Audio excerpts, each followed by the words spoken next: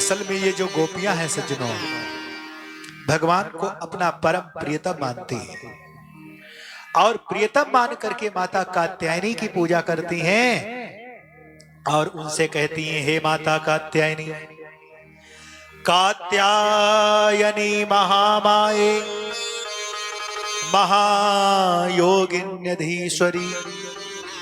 नंद गोप सुतम देवम पते में कुरुते नमः।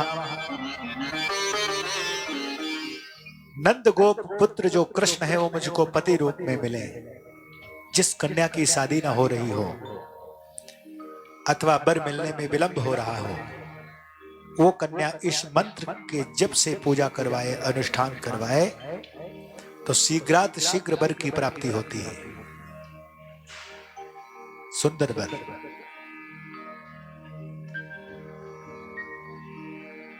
और निर्वस्त्र होकर के यमुना जी में स्नान करती हैं गोपियां। कन्हैया आए और बोले, अरे सुनो गोपियों, तुम लोग कात्यायनी की पूजा करती हो और वहां पर पति रूप में मुझे चाहती हो, मुझे मांगती हो, ये बात मुझे पता है।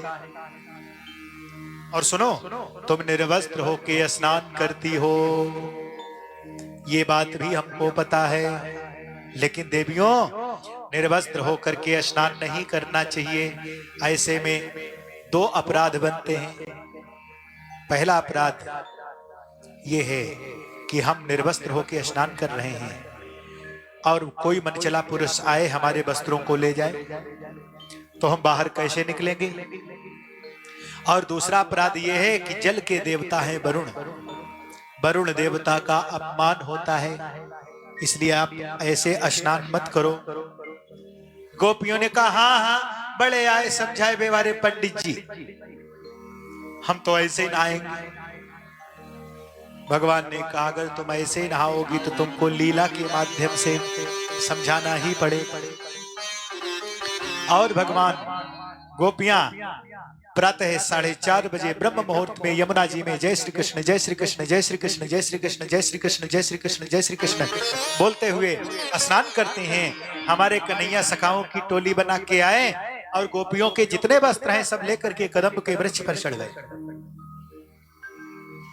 गोपियां स्नान करती हैं। स्नान करते करते गोपियों ने कहा, देखो बहना, अब समय भी हो रहा है, बाहर निकलना चाहिए, नहीं तो देर हो जाएगी।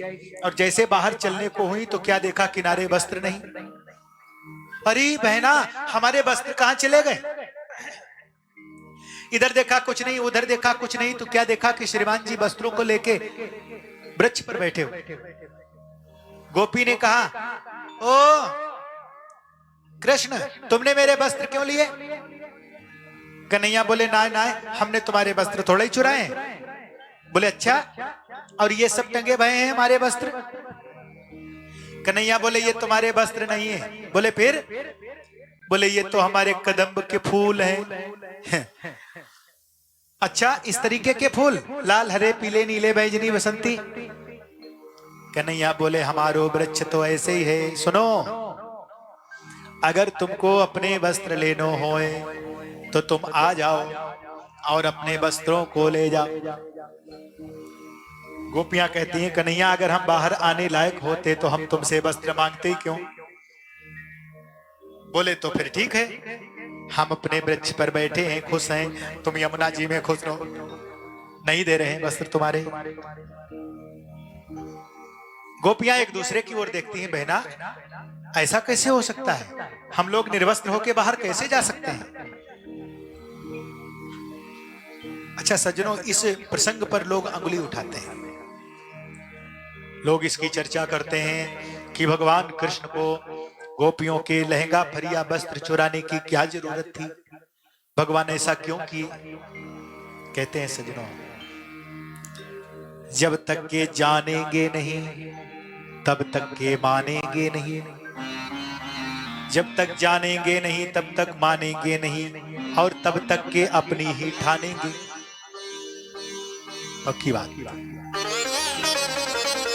कहते हैं सज्जनों, दो प्रकार से हम इस पर विचार करते हैं 2 मिनट में। इस लीला में भगवान की उम्र है 4.5 वर्ष। चीरहरण की लीला में भगवान की कितनी उम्र है? 4.5 वर्ष। और 4.5 इस समय कलयुग चल रहा है सज्जनों। इस समय भी कलयुग में भी 4.5 वर्ष के बच्चे के अंदर काम भाव नहीं होता है। क्यों? काम भाव होता है? नहीं होता है। अगर भगवान को हम बच्चे की दृष्टि से देखें, क्योंकि भगवान की उम्र 4.5 वर्ष, तो 4.5 वर्ष का बालक अगर ऐसी गलती कर दे तो कोई गलती नहीं है। अगर मां स्नान कर रही हो बाथरूम में, बालक मां के वस्त्र लेके बाहर भाग जाए तो मां आती है और हाथ से वस्त्र छीन लेती, वस्त्र पहन लेती, क्योंकि 4.5 वर्ष के बालक में कोई खास ज्ञान नहीं होता। तो अगर हम काम की दृष्टि से देखें तो भगवान की उम्र काम लायक नहीं है, 4.5 वर्ष की उम्र है। और अगर हम इनको भगवान मान लें सज्जनों कि ये कृष्ण है, ईश्वर है, तो ईश्वर के सामने चाहे हम 1000 वस्त्र पहन लें फिर भी निर्वस्त्र है। निर्वस्त्र होकर के भी वस्त्र युक्त है। ये दोनों बातें हैं। और यदि हम दोनों बातें न माने तो वो ईश्वर सर्व सामर्थ्यवान है।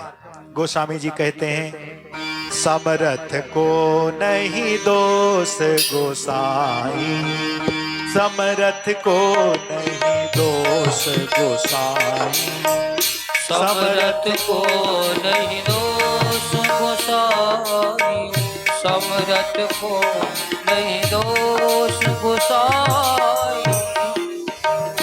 रवि पावक सुरसरी की नाई, रवि पावक सुरसरी की नाई, रवि पावक सुरसरी की नाई।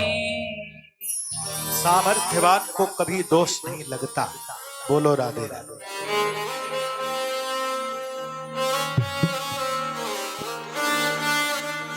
कहते हैं सज्जनों, एक एक गोपी आई और अपने वस्त्रों को लेकर के गई। सुखदेव जी महाराज कहते हैं, परीक्षित, भगवान गोपियों के अज्ञान का हरण करते हैं और ज्ञान का प्रकाश भर के वस्त्रों को वापस करते हैं। प्रेम से बोलो और जोर से। लेकिन सज्जनों, भगवान की जो भी लीलाएं हैं, प्रत्येक लीला का उद्देश्य अपने भक्तों को खुश रखना, अपने भक्तों की कामना को पूर्ण करना। यह भगवान की हर एक लीला का अपना एक मोड़ है।